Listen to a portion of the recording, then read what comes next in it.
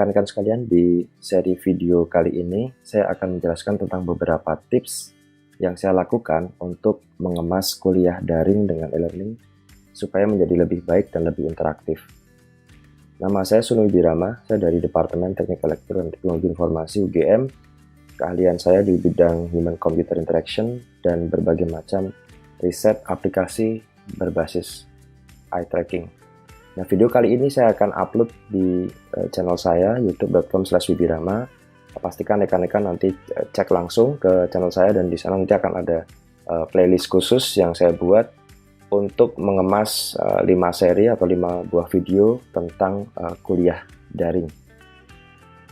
Nah, rekan-rekan sekalian, kalau kemudian kita lihat kondisi kita kali ini terkait dengan COVID-19, Menteri Pendidikan dan Kebudayaan sudah menginstruksikan kepada seluruh universitas untuk menyelenggarakan kuliah secara daring, di mana kemudian kuliah daring ini menjadi alternatif yang paling aman untuk menghindari pandemi COVID semakin meluas, terutama di lingkungan universitas.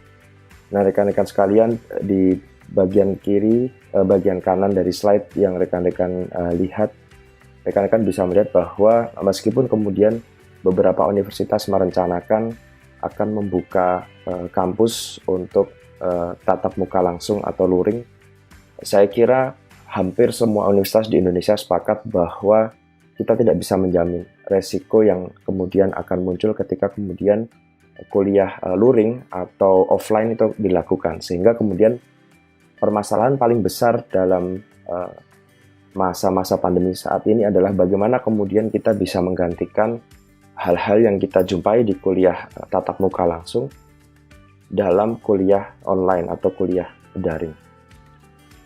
Nah, ini adalah salah satu survei yang dilakukan oleh sebuah lembaga di UGM, Pusat Inovasi dan Kajian Akademik, pada bulan Maret tanggal 16 sampai 29 kemarin. Nah, di dalam survei ini rekan-rekan bisa melihat tentang hal-hal yang kemudian terkait dengan kuliah daring di UGM, ya. Jadi kasusnya adalah di UGM. Di data kali ini rekan-rekan bisa melihat bahwa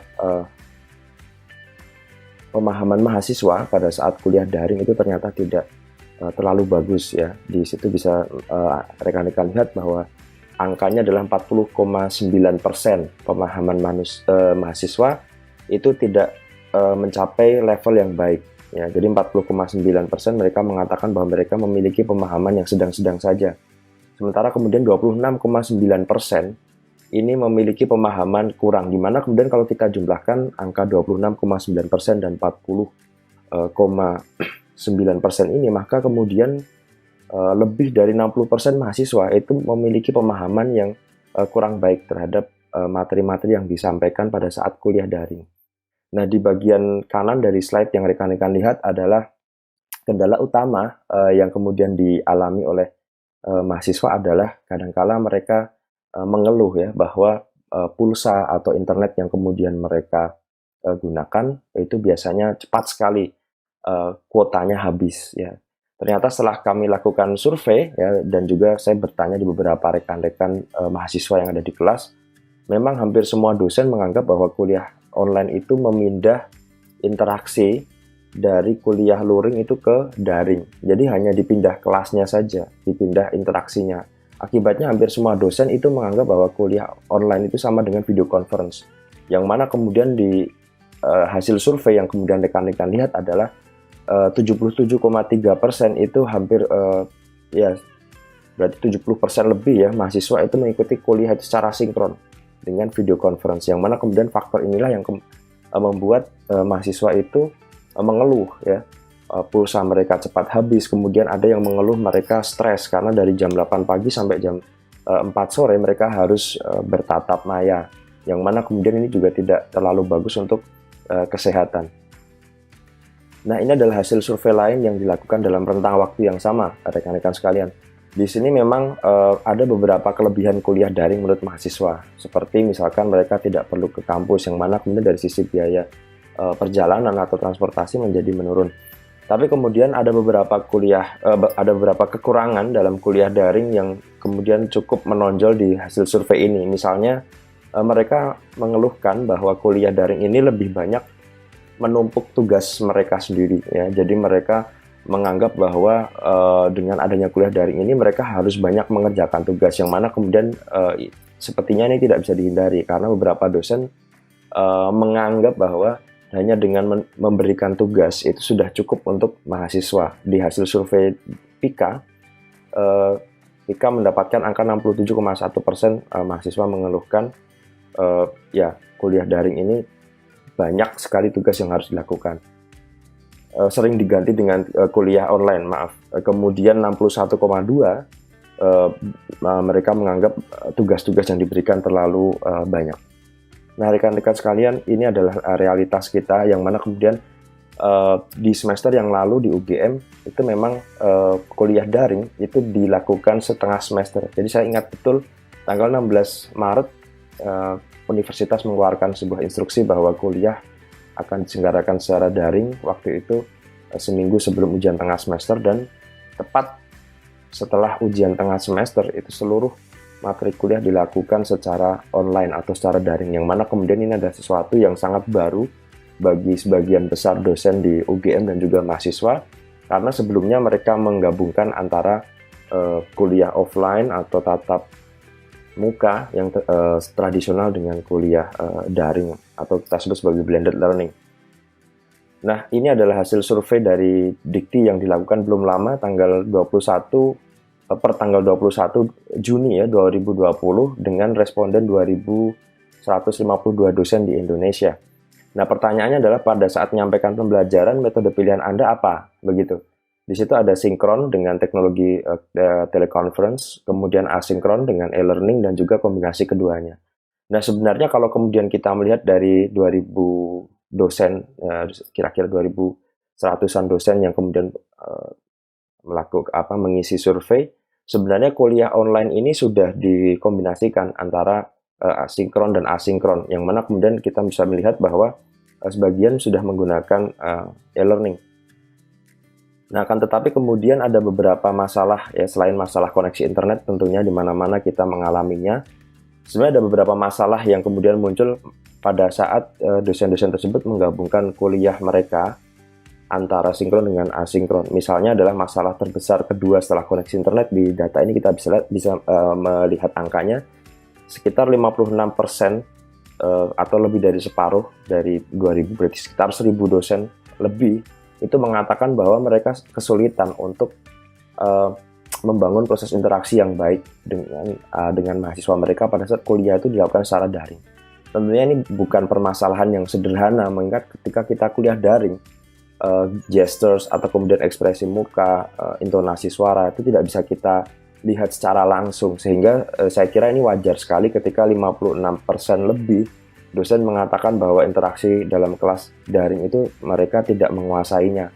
Nah, kemudian masalah lain yang cukup menonjol di sini adalah bagaimana melakukan penjaminan mutu atau pengawasan pada evaluasi pembelajaran, yang mana kemudian dengan adanya kuliah daring ini kita tidak bisa menjamin ya terjadinya kecurangan, ya ketidakjujuran dan seterusnya. Nah, di sisi lain kemudian permasalahan ini tidak bisa kita hindarkan begitu saja, karena ketika kemudian kita melakukan proses pembelajaran, kita harus mengukur sejauh mana kemudian proses pembelajaran itu bisa diterima dengan baik oleh mahasiswa. Nah, di video-video yang rekan-rekan akan lihat ke depan, kita akan banyak mengupas tentang bagaimana kita membangun proses interaksi, utamanya nanti bagaimana kita menyiapkan kuliah daring ini dengan baik menurut best practice yang ya kemarin saya coba lakukan selama setengah semester dan beberapa kali kami lakukan di kuliah lintas disiplin sejak tahun 2019. Harapannya nanti dalam video-video yang akan rekan-rekan tonton ada beberapa hal yang rekan-rekan bisa jadikan inspirasi atau bisa dicobakan ke kuliah rekan-rekan, sehingga tentunya hasil atau kemudian kualitas kuliah daring di semester yang akan datang itu jauh lebih baik dibandingkan kuliah daring setengah semester yang lalu. Nah, oke, sebelum kita masuk ke bagian teknisnya, saya ingin bercerita dulu tentang pengalaman saya pribadi. Jadi dalam waktu setengah semester kemarin itu sebenarnya bagi saya kuliah daring itu juga bukan sesuatu yang mudah. Oke, saya mulai dulu dari sisi positifnya ya. Jadi pengalaman saya dengan kuliah daring ini memang kita lebih fleksibel waktunya. Kenapa? Karena kita tidak diikat oleh jadwal-jadwal. Tapi kemudian dengan tidak kita diikatnya jadwal itu juga ada konsekuensinya begitu loh. Kita menjadi tidak memiliki ritme yang teratur ya, sehingga kita harus menemukan ritme yang baru. Nanti itu akan kita bahas di bagian tantangannya ya. Nah, kemudian kuliah daring ini menurut saya juga menjadi sesuatu yang menarik begitu, karena sebelumnya saya bisa dibilang cukup jarang ya memanfaatkan fasilitas e-learning misalkan, atau kemudian mengeksplorasi software-software atau tools yang kemudian bisa kita gunakan untuk mendukung kuliah daring. Tapi di kesempatan satu setengah semester yang kemarin, rasa-rasanya saya banyak sekali mengeksplorasi beberapa perangkat lunak terutama, yang itu mendukung kuliah daring, dan itu mungkin sesuatu yang baru ya untuk saya dan mungkin untuk teman-teman dosen yang lain. Nah, menariknya juga adalah dalam masa kuliah daring ini saya melihat bahwa mahasiswa ternyata lebih responsif ketika menjawab kuis. Kenapa? Mungkin karena mereka tidak harus bertatap muka langsung ya. Pada saat kita tanya, ternyata jawaban mereka menarik begitu. Mereka lebih leluasa menuangkan apa yang ada dalam pikiran mereka. Nah, yang lebih menariknya lagi adalah, jadi sebenarnya kuliah yang pernah saya record di YouTube, mungkin rekan-rekan juga sudah pernah mengunjungi YouTube saya. Ada sekitar 24 video kuliah yang sebenarnya itu di-record untuk internal. Ya, jadi kuliah saya mengajar kuliah kecerdasan buatan untuk S1, anak-anak program sarjana. Sebenarnya kuliah itu adalah ditujukan untuk internal. Tapi ada beberapa mahasiswa yang menyampaikan ke saya, Pak, ini kalau dibuka atau di-upload ke YouTube atau kemudian ditonton oleh beberapa mahasiswa mungkin di luar UGM, di luar institusi, mungkin manfaatnya kan besar.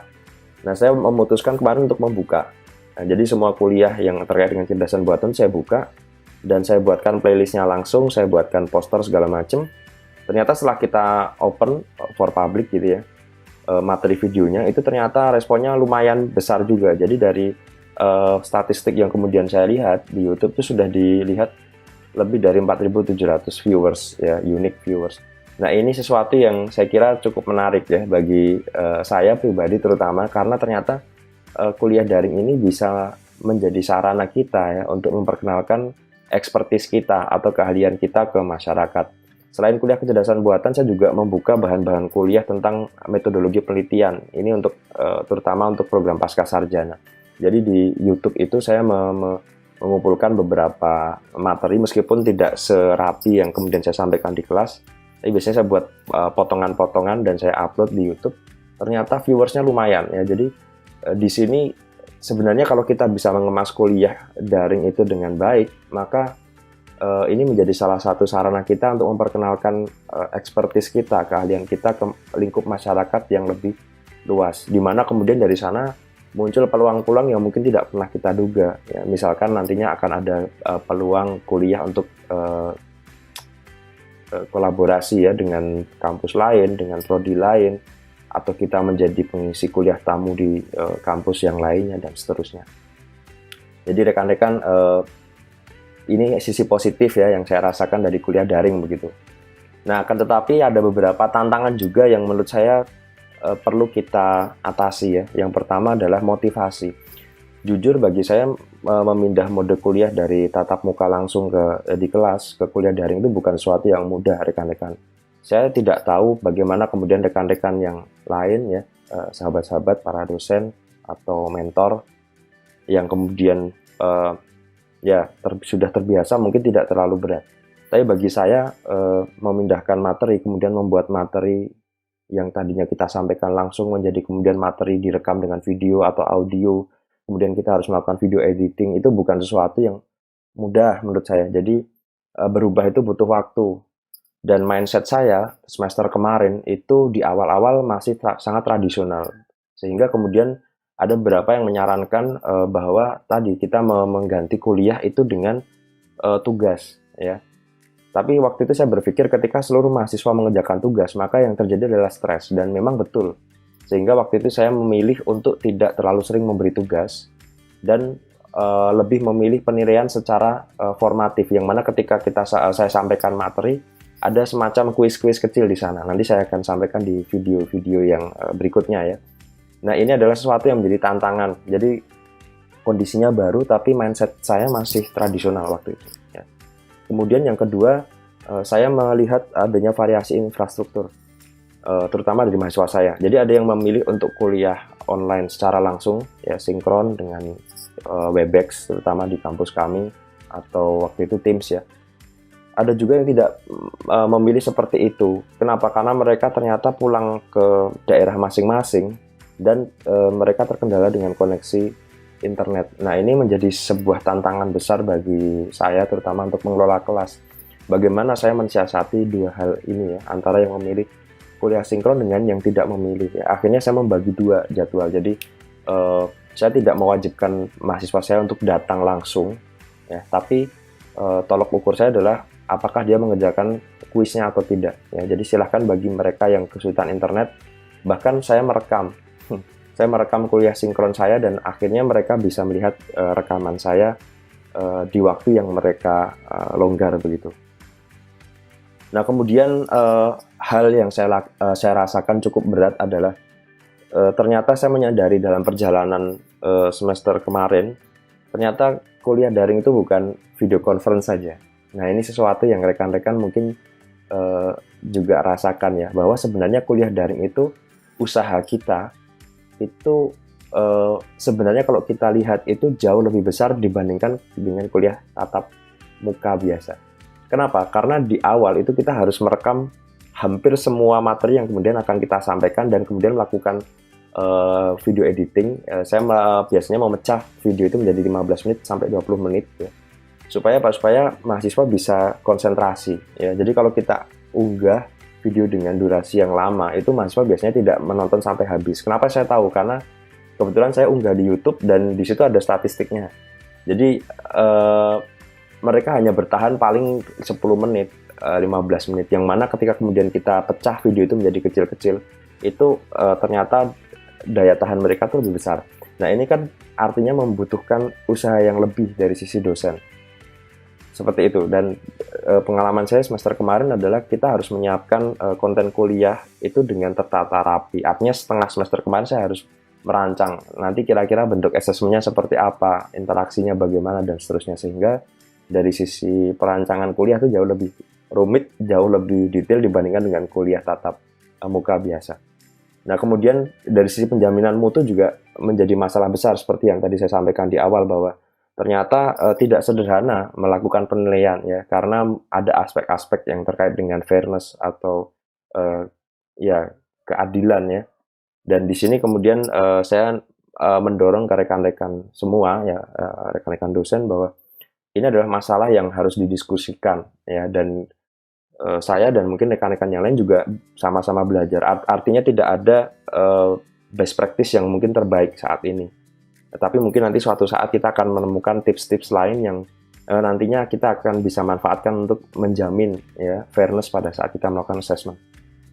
Nah, kemudian masalah lain yang saya kira ini tidak ada penggantinya selain kuliah luring ya atau tatap muka adalah tidak semua KBM itu bisa dilaksanakan secara daring. Contohnya adalah praktikum di tempat kami yang menggunakan perangkat keras.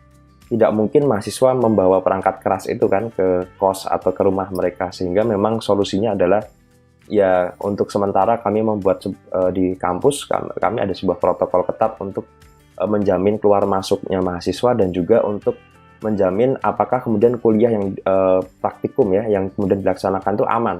Jadi dalam satu lab itu kita bisa membatasi berapa orang yang masuk, kemudian dengan menerapkan protokol kesehatan dan seterusnya. Nah, saya kira gambar ini adalah gambar yang sangat bermakna bagi saya. Jadi semester kemarin saya merasakan adanya semacam transformasi ya, atau perpindahan saya dari zona nyaman sebelum diumumkannya pandemi COVID waktu itu. Jadi sebelum tanggal 16 Maret itu saya masih merasakan bahwa everything is gonna be okay gitu ya. Jadi semua berjalan dengan lancar-lancar saja meskipun COVID waktu itu beritanya sudah ada ya. Tapi ketika 16 Maret saya dipaksa untuk berpindah, itu saya betul-betul keluar dari zona nyaman dan menjadi penghuni zona takut ya. Jadi waktu itu saya nggak percaya diri banget. ini saya gimana caranya mengoperasikan peralatan yang saya belum pernah mencoba, misalkan software-software yang saya nggak punya pengalaman sama sekali, dan seterusnya. Dari sana kemudian pelan-pelan saya mulai beradaptasi, artinya saya mencoba belajar, ya, mencoba belajar hal-hal baru, dan ternyata memang ada beberapa hal yang bisa kita tangani secara personal ya. Misalkan tadi menyiapkan kuliah, membuat video dan seterusnya, dan mudah-mudahan ya semester ke depan saya bisa berpindah diri, atau bisa mendorong diri saya sendiri untuk menjadi seorang yang ya masuk di zona tumbuh dan berkembang gitu ya. Jadi sudah merasa nyaman dengan hal-hal baru yang saat ini saya lakukan gitu ya, dan mudah-mudahan kedepannya kualitas penyampaian materinya menjadi lebih baik begitu ya. Nah, saya berharap rekan-rekan semua juga mengalaminya ya. Jadi mari kita tidak terkungkung di satu zona saja, karena bagaimanapun ya semua harus berjalan gitu ya. Semua harus berjalan dan show must go on gitu ya. Jadi kita harus mau nggak mau kita harus belajar. Ya, nah sekarang adalah yang paling penting bagaimana kemudian kita bisa menurunkan ya, atau membuat learning curve ini jadi tidak terlalu tajam begitu. Jadi ini adalah PR kita bersama. Nah, ini adalah akhir dari pendahuluan rekan-rekan. Jadi nanti kita akan ada 4 seri video lain yang rekan-rekan nanti bisa simak, mulai dari bagaimana kita mempersiapkan kuliah daring, kemudian bagaimana kita memulainya, dan bagaimana kita nanti bisa mempersiapkan efektivitas, meningkatkan interaktivitas dari kuliah tersebut. Terima kasih, saya akhiri untuk bagian pendahuluannya. Kita sambung di video berikutnya.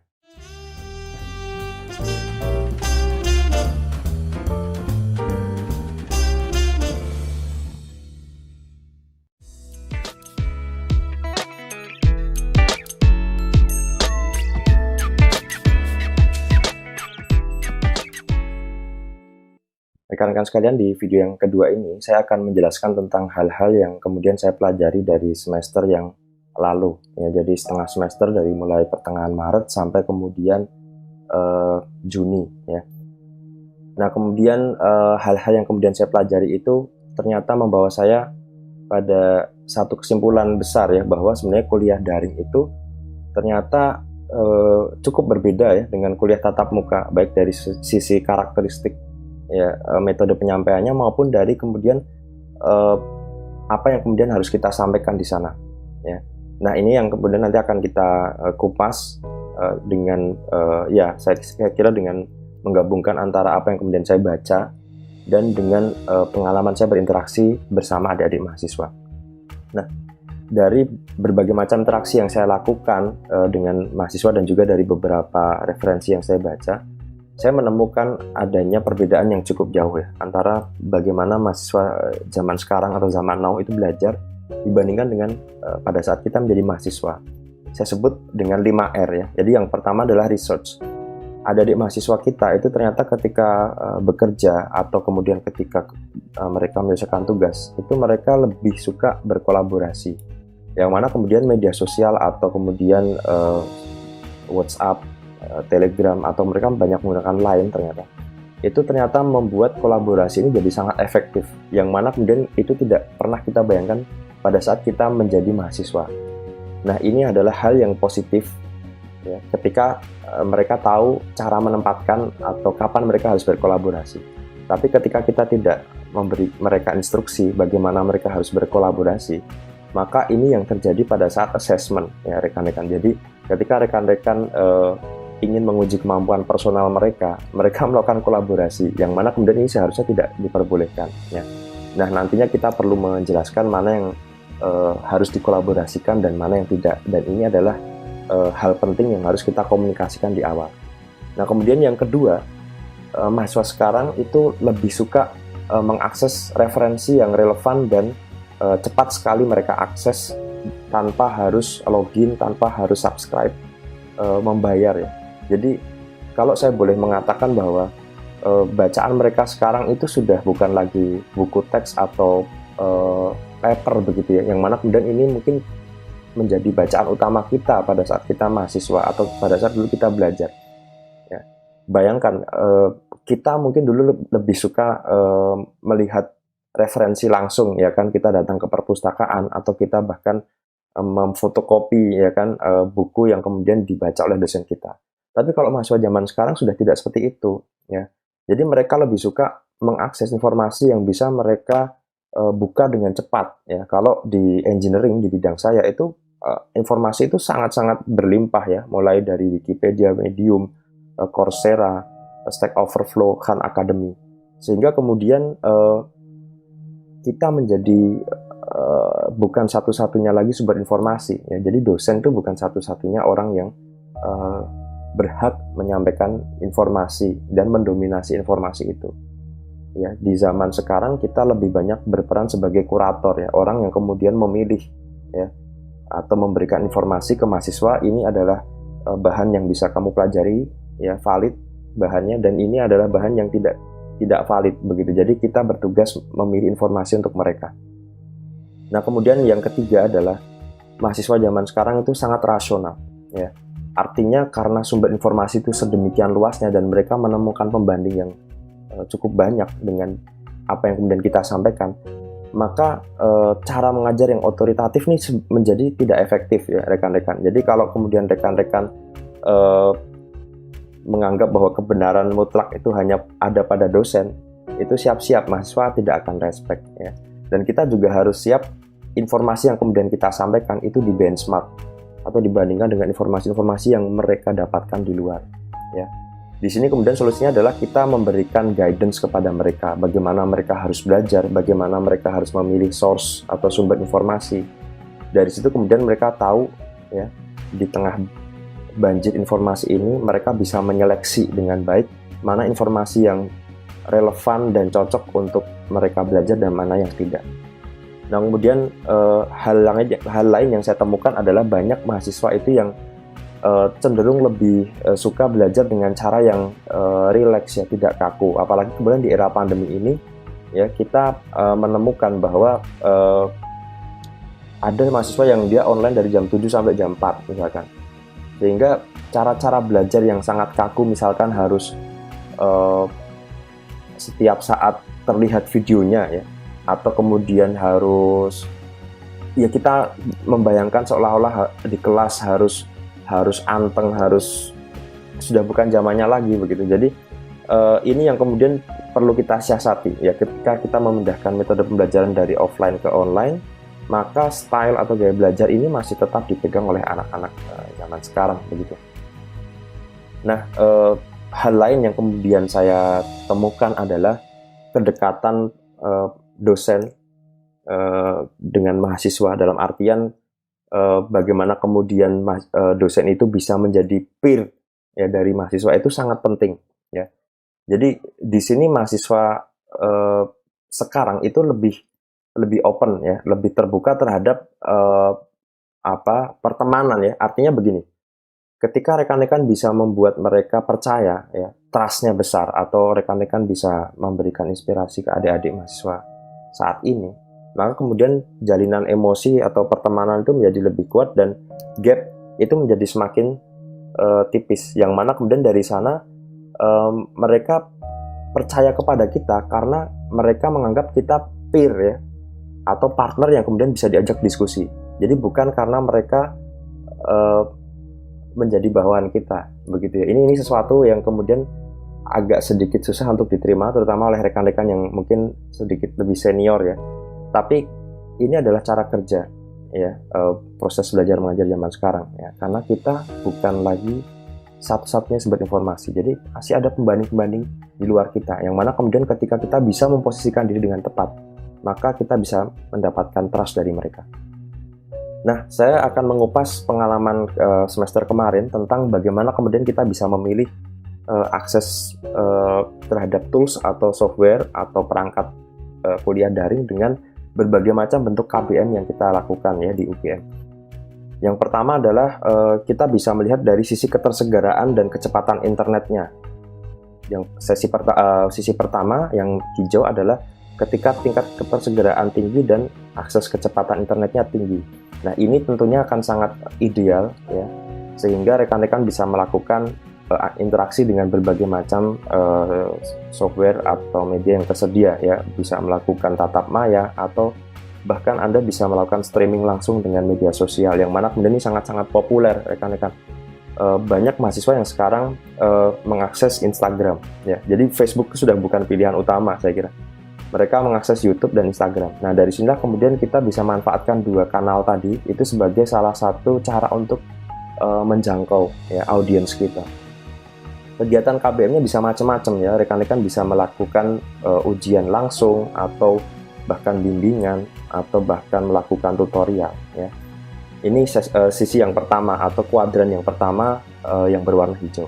Kemudian kuadran yang kedua ini terjadi ketika ketersegaraannya rendah. Jadi rekan-rekan tidak membutuhkan adanya interaksi langsung, tapi rekan-rekan memiliki akses internet tinggi dan juga mahasiswa bisa mengakses bahan-bahannya atau bisa mengakses materinya dengan internet kecepatan tinggi. Nah, di sini rekan-rekan bisa memanfaatkan metode asinkron ya. Jadi rekan-rekan bisa mengupload video atau audio, melakukan diskusi, yang mana kemudian rekaman ini bisa diunduh oleh mahasiswa kapanpun mereka mau, atau kemudian dengan melihat kuota internet yang mereka miliki ya.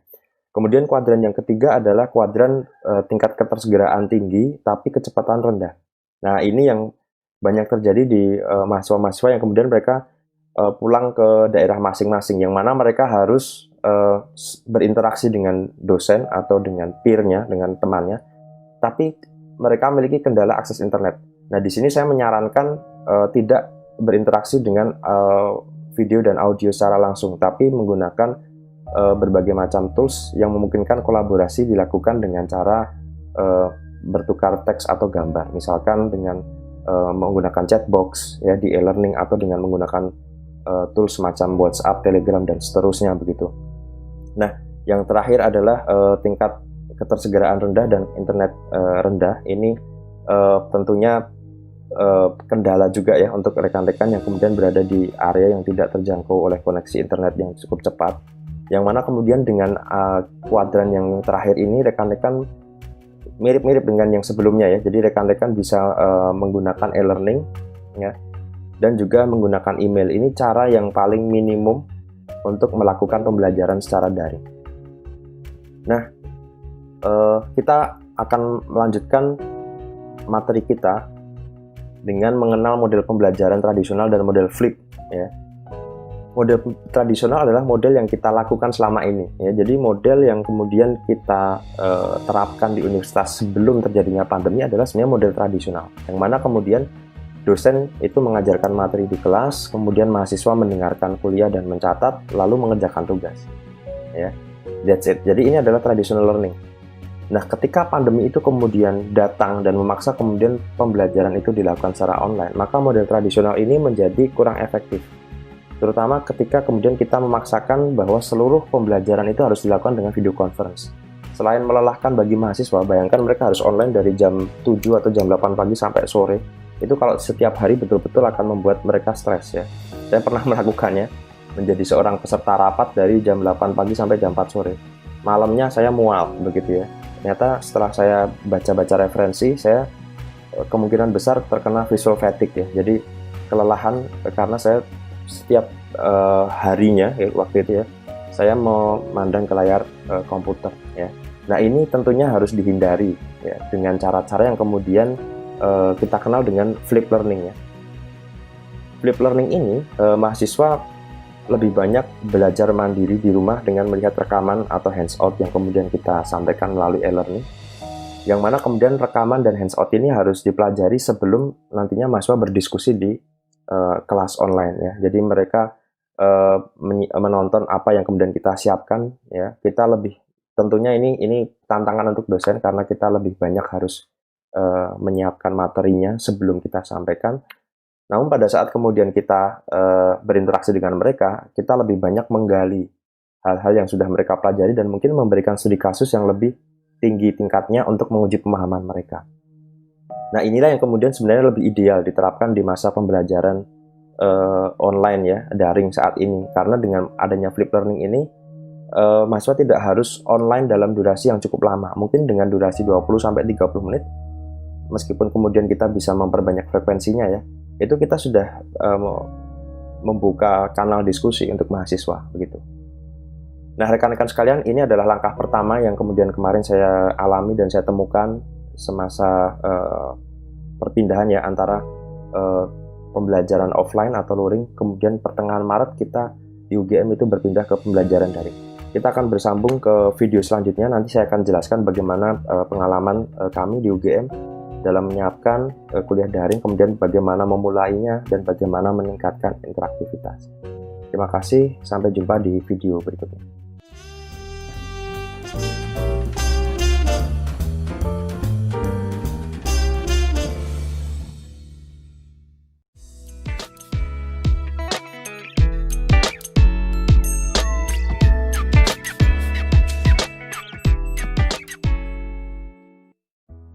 Rekan-rekan sekalian, di video yang ketiga ini saya akan menjelaskan tentang bagaimana kami di UGM mempersiapkan kuliah daring. Tentunya ini pengalaman yang kolektif ya, sifatnya tidak hanya dari saya tapi juga pengalaman beberapa rekan-rekan yang lainnya. Nah, yang pertama adalah dalam melaksanakan kuliah daring itu aspek persiapan dan aspek perancangan kegiatan kuliah itu menjadi sangat penting. Kebetulan ini ada salah satu contoh yang kemudian kita sampaikan di UGM. Ini sudah dimulai dari tahun 2019 kuliahnya. Jadi kuliah ini disebut sebagai kuliah, nama mata kuliahnya adalah transformasi digital, yang mana kemudian dalam kuliah ini kita mengajarkan banyak skill ya, atau banyak kemampuan yang dibutuhkan oleh mahasiswa saat ini untuk mengatasi perubahan yang cukup mendasar dari sisi, terutama dari sisi teknologi ya. Kita banyak mengajarkan kepada mereka bagaimana cara berinteraksi dalam dunia maya, memilih informasi, bagaimana kemudian menguasai bahasa pemrograman, karena kebetulan kami dari engineering, tapi kuliah ini untuk lintas disiplin, bagaimana menguasai pemrograman yang saat ini cukup populer untuk melakukan otomatisasi ya, Python, kemudian memahami aspek-aspek yang terkait dengan Industrial Revolution 4.0 dan seterusnya. Nah, mata kuliah ini diampu oleh beberapa dosen. Rekan-rekan bisa melihat di situ ada 14 dosen yang terlibat secara langsung, yang mana kemudian ada sebuah proyek yang cukup besar.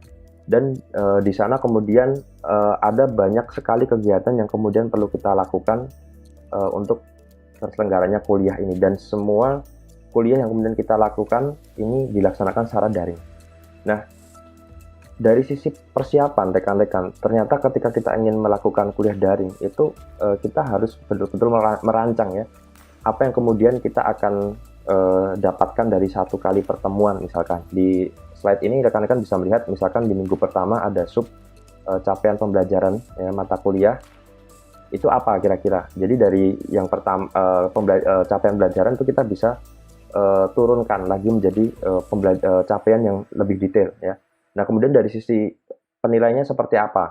Apa indikatornya? Bagaimana komponennya? Berapa bobotnya? Dari sisi materinya seperti apa?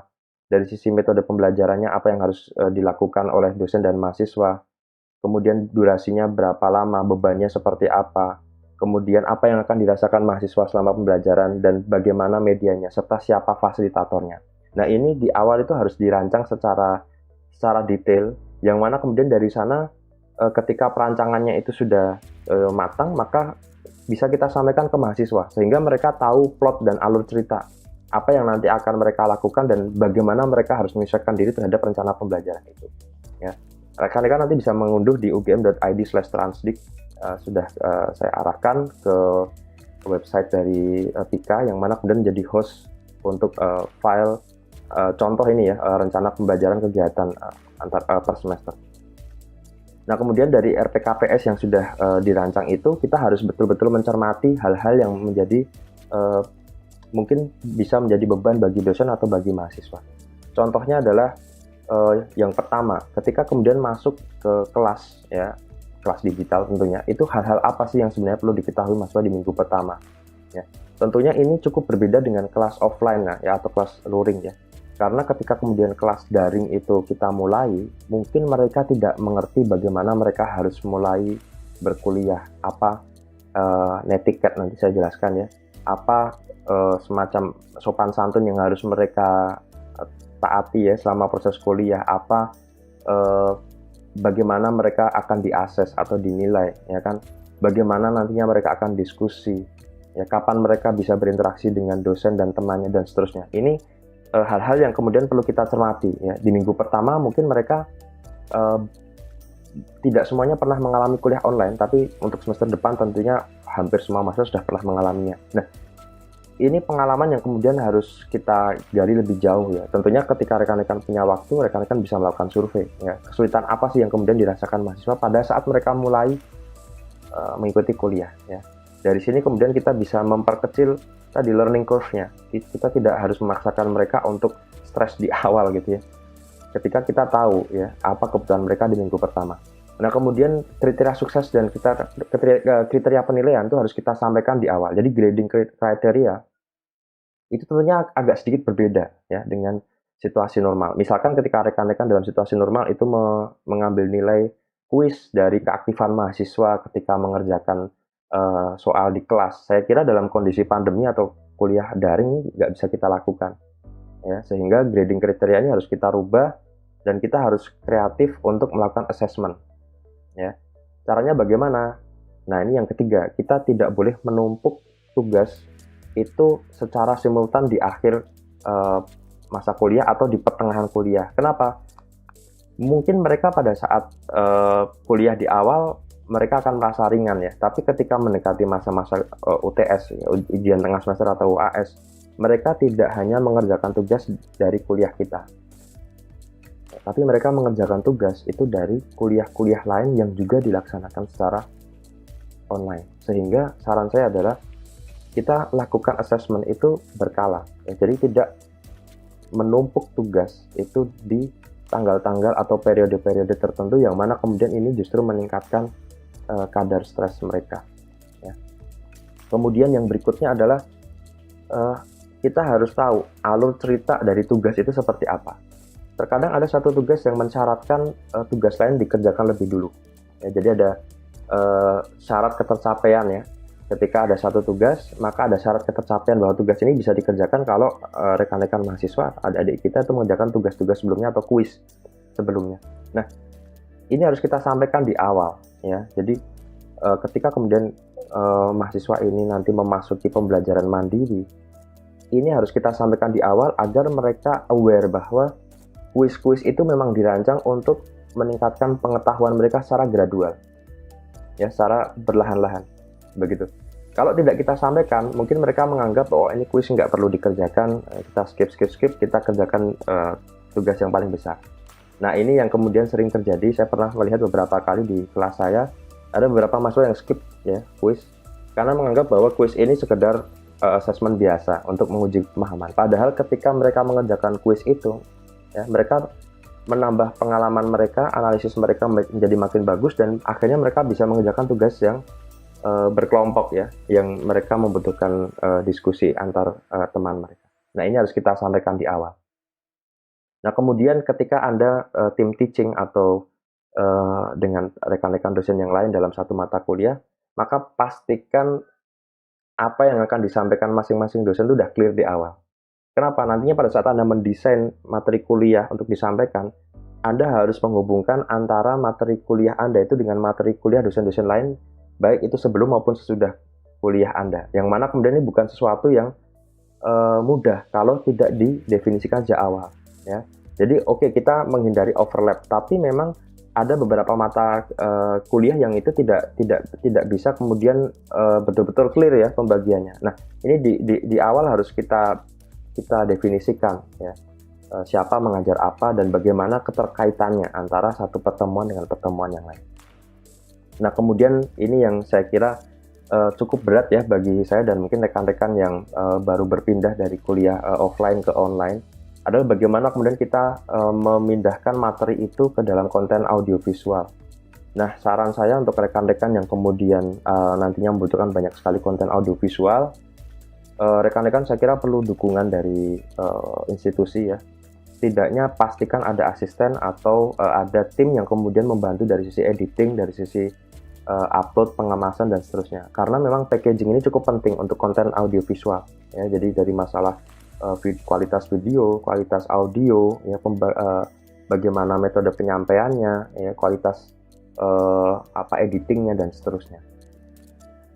Oke, tips berikutnya adalah rekan-rekan sekalian, ketika kita dihadapkan pada kondisi di video sebelumnya sudah saya jelaskan, yang memaksa kita untuk dikomparasi dengan pengetahuan yang kontemporer, maka dalam kuliah hendaknya kita juga perkenalkan sumber-sumber konvensional untuk mahasiswa. Supaya apa? Supaya mereka tahu bahwa ada banyak alternatif informasi dan ada informasi yang sudah direview, dicek oleh editor misalkan atau reviewer, dan ada informasi yang dia tidak terverifikasi.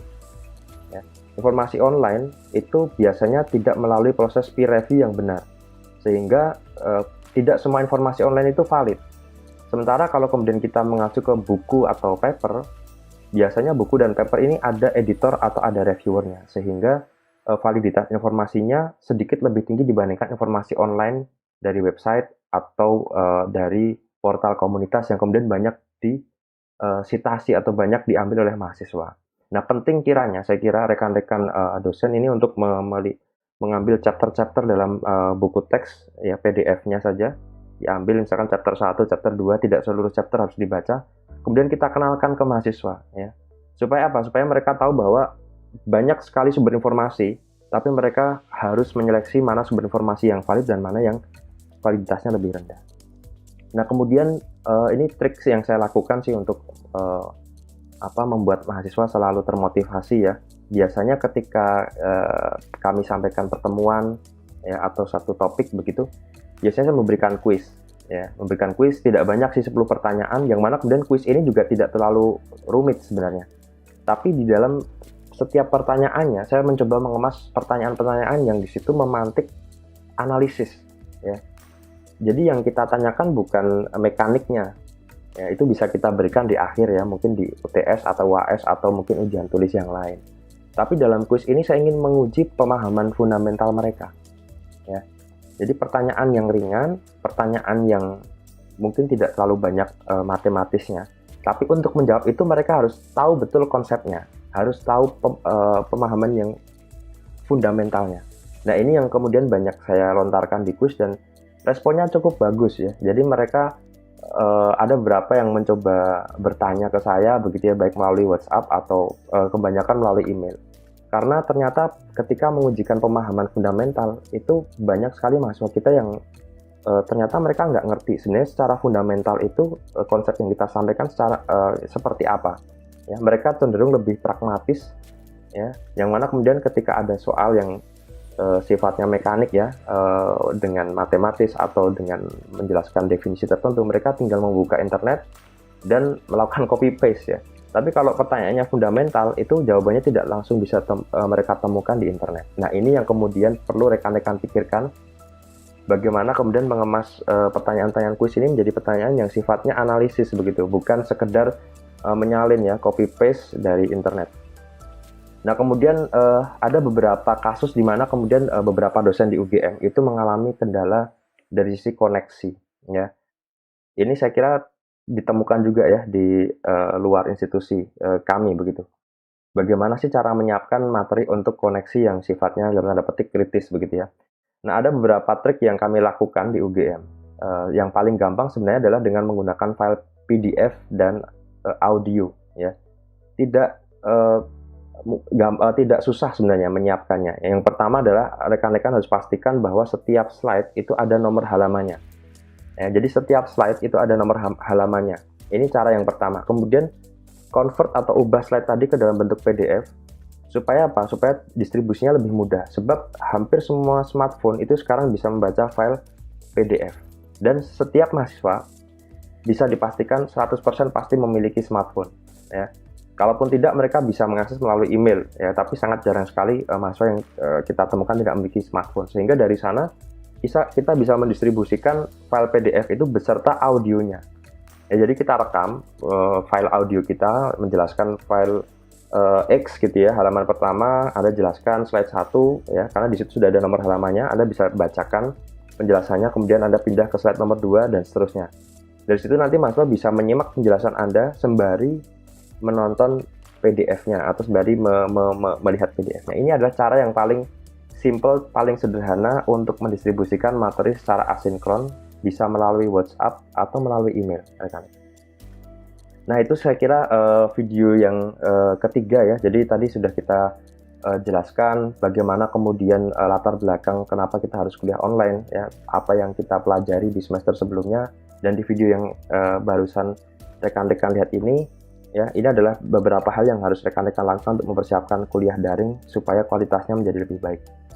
Sampai jumpa di video yang keempat ya, video yang berikutnya. Nanti kita akan melihat bagaimana kita bisa mulai kuliah daring dengan lebih baik. Terima kasih, sampai jumpa.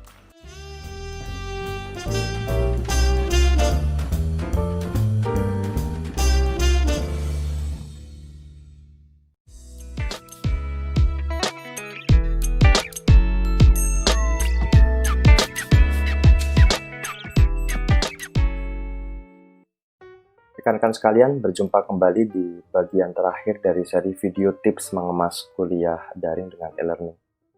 Di bagian yang kelima ini saya akan menjelaskan tentang langkah keempat yang bisa kita lakukan untuk meningkatkan kualitas kuliah daring yang kita lakukan. Ya, ini bagaimana kita bisa meningkatkan interaktivitas kita dalam kuliah daring. Yang pertama, ini mungkin terkesan lucu ya atau sepele. Jadi ketika Anda membuat instruksi dalam e-learning, itu jangan sungkan-sungkan untuk memasukkan smiley ya atau emoticon, yang mana kemudian ini mungkin terlihat sepele dan remeh begitu ya. Tapi kita perlu tahu bahwa instruksi yang kemudian kita sampaikan dalam bentuk teks itu kadang-kadang dipahami dengan emosi atau dengan cara yang berbeda sebagaimana yang ingin kita sampaikan begitu ya. Kenapa demikian? Karena teks itu tidak memuat informasi-informasi lain seperti gesture atau gerakan tangan, ekspresi wajah, intonasi suara, tingkat tinggi redahnya ya, warna suara kita dan seterusnya. Ya. Jadi teks ini betul-betul sebuah media informasi yang sangat-sangat minimalis, kalau saya boleh bilang seperti itu. Sehingga sentuhan emosionalnya itu sangat-sangat kosong ketika kemudian kita betul-betul hanya memberikan instruksi tertulis. Nah, ketika rekan-rekan kuliah daring, rata-rata instruksi yang kemudian disampaikan dalam e-learning atau email misalkan, itu instruksi yang sifatnya teks, yang mana kemudian bisa jadi mahasiswa memahami dengan emosi yang berbeda. Ya. Nah, makanya kemudian jangan sungkan-sungkan untuk memasukkan smiley atau emoticon asalkan tidak overuse ya. Anda tidak menggunakan di semua baris begitu. Saya kira sah-sah saja ya. Misalkan di sini contoh, silahkan kirimkan email ke email saya begitu ya, jika adik-adik mahasiswa ada pertanyaan terkait materi kuliah. Kemudian saya akhiri dengan emoticon smiley. Ya. Nah, di sini menunjukkan bahwa sebenarnya saya open terhadap tanya jawab dan diskusi via email, dan artinya di situ saya tidak menganggap ini sebagai sebuah beban begitu loh. Ya. Sentuhan emoticon ini penting ya untuk menunjukkan bahwa ada emosi dalam pesan yang kita sampaikan secara tertulis. Ini tips yang pertama. Kemudian tips yang kedua, jangan pernah menganggap mahasiswa kita itu sebagai otak dan tongkat. Ya. Ini gambar yang saya kira cukup terkenal. Saya ambil dari www.phdcomics.com. Ya. Kita sering menganggap bahwa mahasiswa kita tidak lebih dari otak dan tongkat saja. Yang mana kemudian apa yang kemudian kita sampaikan ke mereka itu ya sekedar materi-materi yang sifatnya terkait dengan kuliah saja.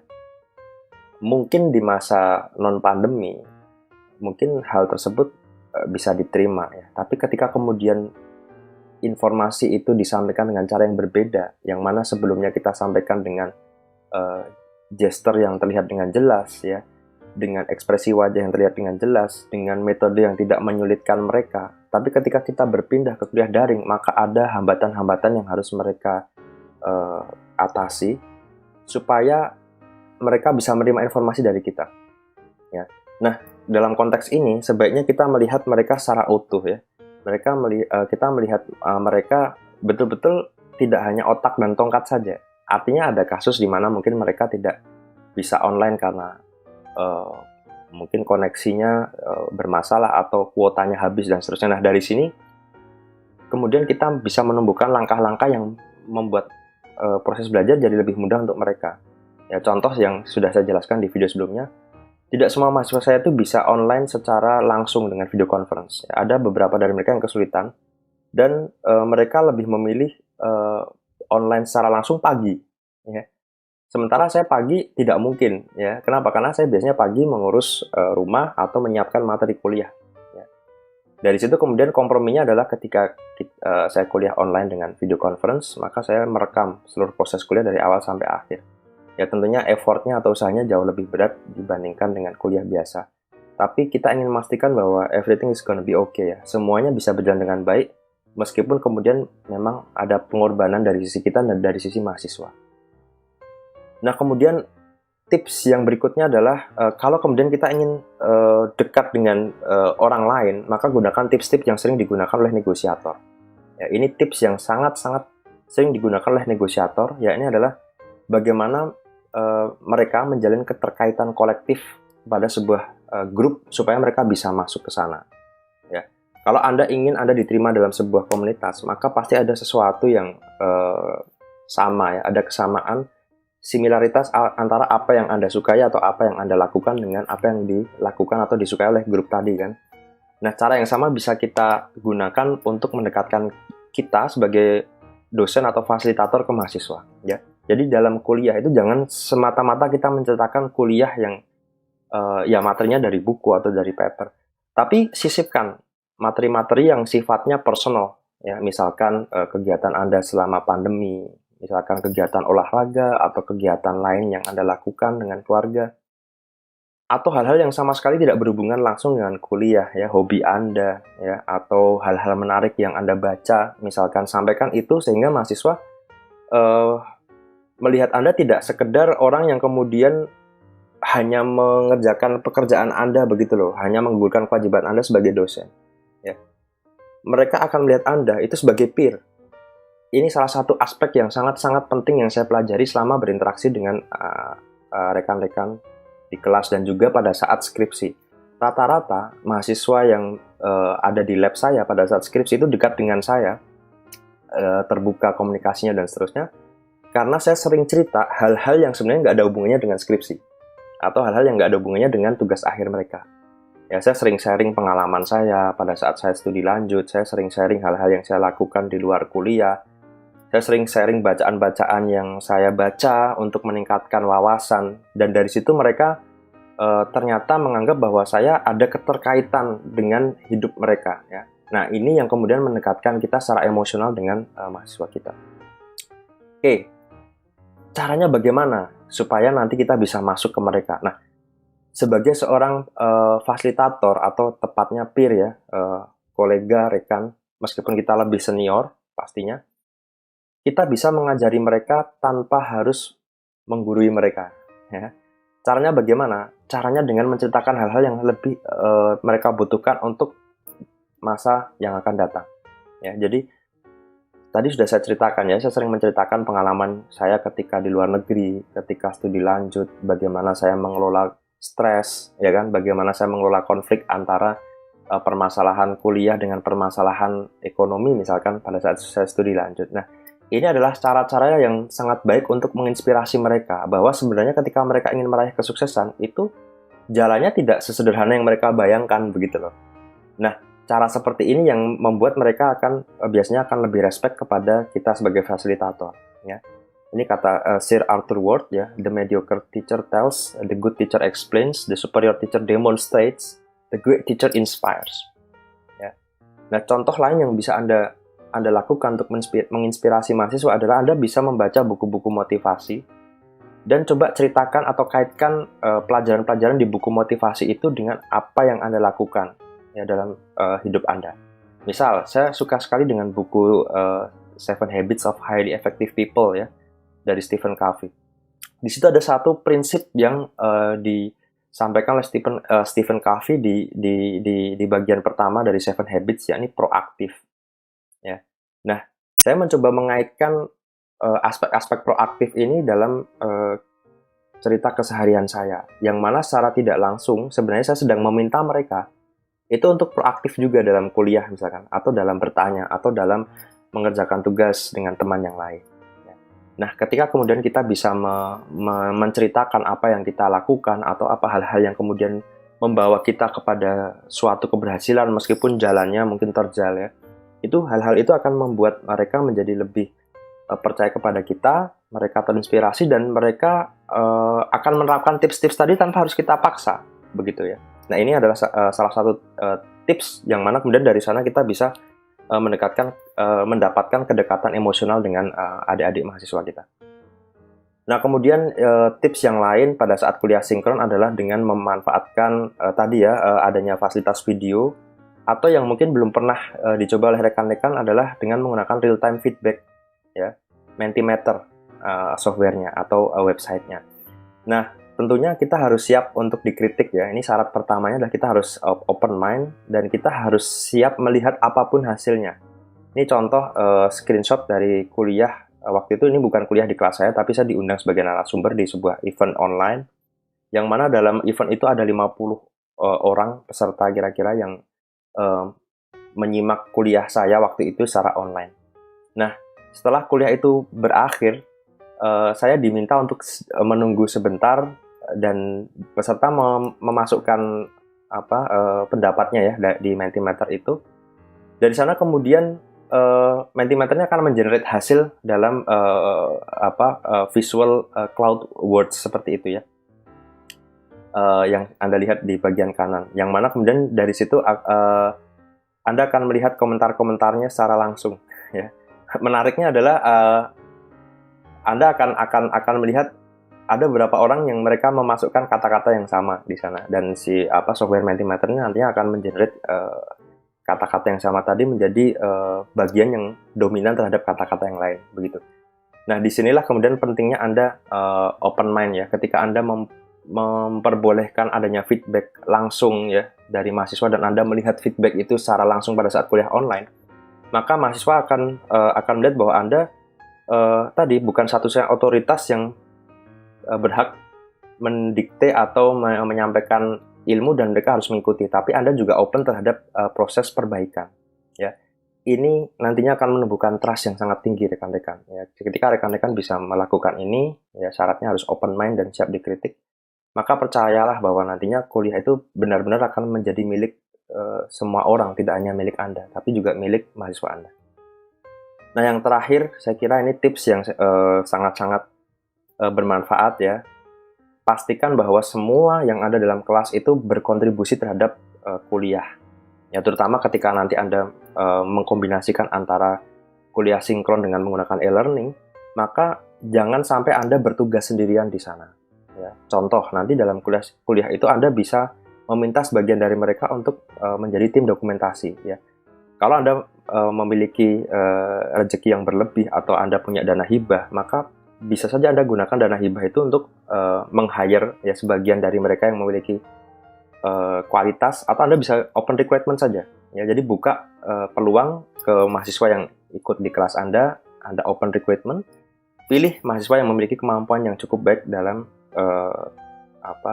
multimedia. Dari sana nantinya Anda akan mendapatkan orang-orang yang pilihan yang berkualitas, dan dari sana mereka akan senang juga terlibat dalam project yang Anda kerjakan ya. Misalnya mereka menjadi bagian dari tim video dokumentasi video Anda, atau mereka yang kemudian menggarap materi-materi kuliah Anda. Kenapa? Karena mereka akan mendapatkan portofolio di sana. Ya.